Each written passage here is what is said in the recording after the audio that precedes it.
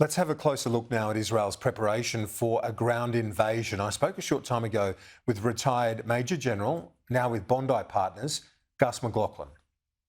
The preparation that's going on, and we've seen satellite imagery of very large armoured vehicle formations to the north of Gaza City, and we're probably seeing the same sort of formations to the east.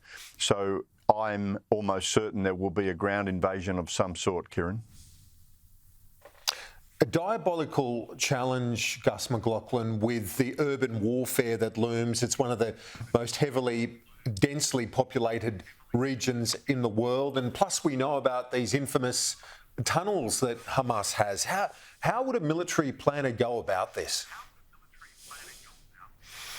Well, one of the reasons I think we're seeing what looks like a delay is the planning for this kind of operation is not trivial.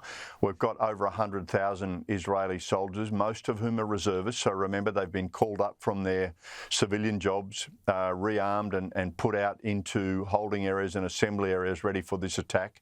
So there will be reconnaissance using drones, satellite imagery, trying to work out the best routes to attack. They're trying to locate the entrances to these tunnels, and then they're trying to rehearse the skills needed for the teams that will enter. And these will be teams of infantry supported by armoured vehicles, electronic warfare, drones, artillery, mortars.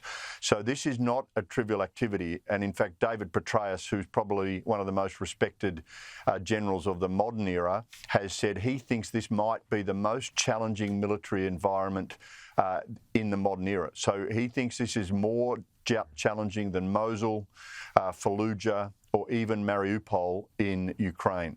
And it's because, as you said, we have an adversary for the Israelis who know they're coming. And let's not mistake this for a few terrorists. Hamas have organised an army. They provoked Israel in a way that they knew would start a war, and they know the Israelis are coming.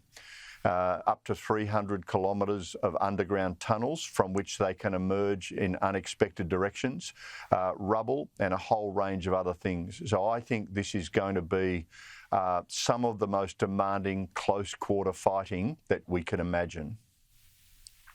And in the context of huge scrutiny on Israel, seen from the United Nations down, Gus, the request that civilians be protected, the rules of war be honoured. But it's a diabolical situation when the terrorist group that they're fighting uses civilians as shields. Yeah, again, we need to be really clear. Hamas organised the brutal attacks on the 7th of October with the express intention of goading Israel into a war. And I think they are hoping that Israel overreacts in their use of force, and that delegitimises Israel around the world. And in particular, we know that they are upset, or their Iranian masters are upset about the normalisation of relations between Israel and countries like Saudi Arabia. So they wanted to poke their enemy into action, and that has happened. Now, the Israelis will be aware of that, but at the same time, once you enter this kind of fight, it is much harder to control what happens as you move forward. So human shields, we know there are over 200 hostages, and we know that Hamas have encouraged or restricted civilians from leaving this northern Gaza area. And I think it's this northern area that will be the focus of these attacks. I think part of the delay is for Israel to be able to show that they gave time for civilians to be evacuated to the south, and that civilians who have chosen to remain have done so knowing the potential consequences.